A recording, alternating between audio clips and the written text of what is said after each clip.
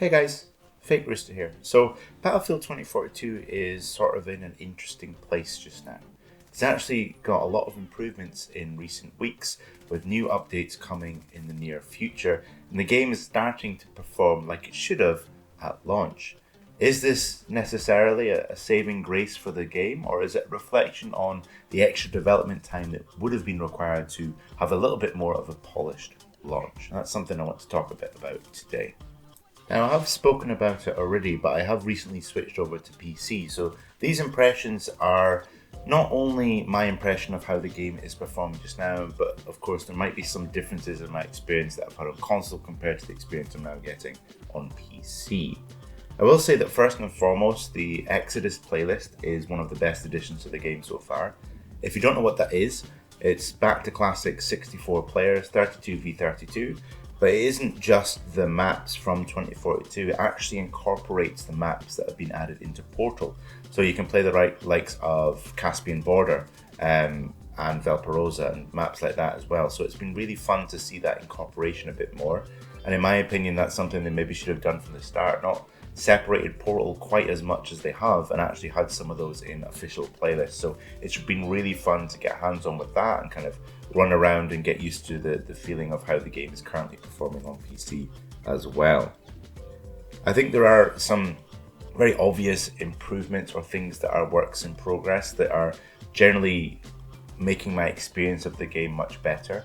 One of those is the specialists themselves. Completely muting and removing voice lines has made a big difference to the end of round screen. It's not as cringy, you don't feel like you've just sort of fought in a war and everyone's having a little joke, and it is something I have talked about in previous videos. It was one of the more negative sides of Battlefield 2042. Now when your squad finishes a game, they sort of nod at each other, which is a bit better than saying cringy things and awkward stuff, so it's kind of cool to see that coming. And they have said that in future updates there is going to be a more gritty, dark sort of tone to the dialogue, and we've seen some images of what the specialists are going to look like in the next update as well, and they're starting to look a little bit more war-torn and battle haggard. It's kind of interesting because I think, specialists weren't anybody's favourite idea, but I think the execution on specialists, the cringy voice lines, the fresh look to them, along with the fresh looks on the maps, were a real detriment to the success and the incorporation of new ideas into a brand new Battlefield title. So it's good to be seeing some changes in that department. We do of course have some map changes to Kaleidoscope and Hourglass coming, with cover being added, which seems absolutely ridiculous, but yes, these maps will have a bit more cover.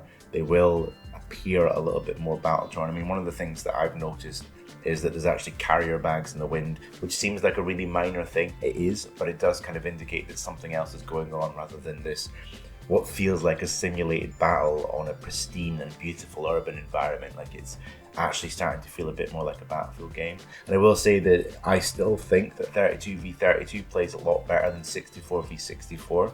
I just think it's a little bit more of a catered experience. You don't feel like you're constantly running at 100 miles an hour to try and survive. You're actually making tactical decisions, taking tactical flags that you can actually defend and not worry about 30 people coming over the hill to take the flag back.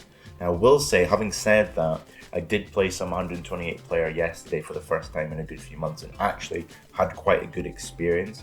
I think the gunplay and the hit reg have gotten better, so there is that sense that you can actually make a little bit of a difference even in those larger maps now.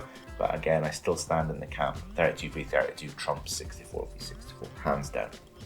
I will say the addition of some of the new content from Season 1, I mean, the new map's really fun, really interesting, lots of different takes you can do there. You can run infantry, run vehicles, they can work together, and you don't ever feel like, I would say, one side overpowers the other in terms of the infantry vehicle. However, there are exceptions to that. The stealth helicopter in particular is incredibly aggressive and difficult to fight against. But again, I have heard that there are going to be some nerfs to that, so hopefully we will see some changes, some better survivability. But generally, I have found on some game modes, if you are working as a squad and you're all running, anti-aircraft missiles, and you've got a row that's hacking them out of stealth mode, you can take them down, but it shouldn't take that much. And especially when you see these pilots going, 100 sometimes in the stealth helicopter because they're using the stealth mode, they're ducking out of cover. I mean, they're not you know, it's not the easiest thing to pull off, but the pilots in Battlefield, you know, they know what they're doing at this point because of how long the game's been out, and with the stealth things they can, you know, wreck, basically. But, you know, there is a lot of fun to be had. I don't want this to be a negative video. I know there's already enough negative videos and enough, you know, criticism of the game. I don't want to do that. I just want to give my sort of reflection of where the game is and where I am personally in my relationship with the game and with the franchise as a whole.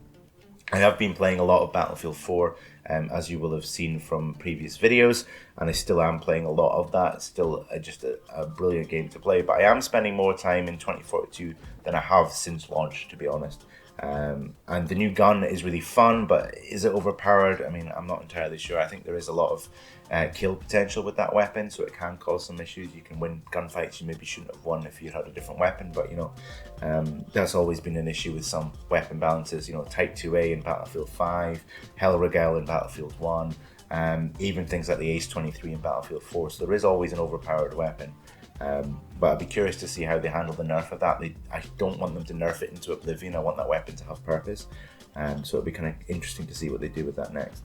It does seem that your actual performance in the game seems to matter more, especially because we actually have a scoreboard, and we're actually able to see the performance, and you see that, you know, at the end of round, it's not, you know, most vehicle EMPs, it's actually kills, flag captures, assists, that sort of thing. So you're actually seeing the people in the game that did make a difference to the game. And yes, admittedly, your personal, what you did, sidearm kills one, you know, that sort of thing is a bit stupid, but we are seeing some really great progress as well. I'm actually noticing that there seems to be more rezzing happening. I don't know if that's with the new audio system we have in there, but people are picking each other up a lot more than they have done in the past. And that was a big complaint for a lot of people, is that teamwork didn't seem to be there. Even getting rezzed seemed really difficult, but now it seems a lot more common. I will say in most matches I die, and if there is someone nearby, they will actually come and revive me if it's safe to do so. So it's really cool being able to see that and have some of that elements coming through as well. As for the future, for me, I don't really know what to expect, and I don't really know what I even want to hope for. I just hope that they continue on the path that they're going down with the new leadership and management they've got. I hope that we start to see more maps. I mean, I don't think we're asking for a lot, you know, some maps would be great. I do appreciate they have been focusing on the overall performance rather, and the game as a whole. But it'd be good to see some more maps, even if they start adding maps to Portal. There are rumours that some Battlefield 1 maps are coming, but it would be cool if we get all these Portal maps and then we can play them in a playlist like Exodus and get to experience that and play around with some of the things we can do in that as well. I'm just hoping for a little bit more fun injection, you know, a little bit more things to play with and play around with. I will be really curious as to where this game lies in, say, a year from now. Will it have that sort of support that Battlefield 5 had at the end of its life cycle, where people started to flock back? We had the Pacific update and people were actually upset that they stopped support for Battlefield 5 to work on the next game. So I'll be really curious what happens. I really want to hear more about this Battlefield universe that they teased, that they talked about very briefly, to see what that entails for 2042, and the rumours of a new campaign coming and things like that. So I'm really curious to see what this game does and what this franchise does next. I haven't lost all hope in DICE. I think they are starting to redeem themselves by fixing it, but my only hope is that the next game that we get from them, the next title, launches polished and looks good, and we don't have to wait, you know, 9, 10, 11 months after launch to have a reasonable game. So I'm really curious to see what happens next.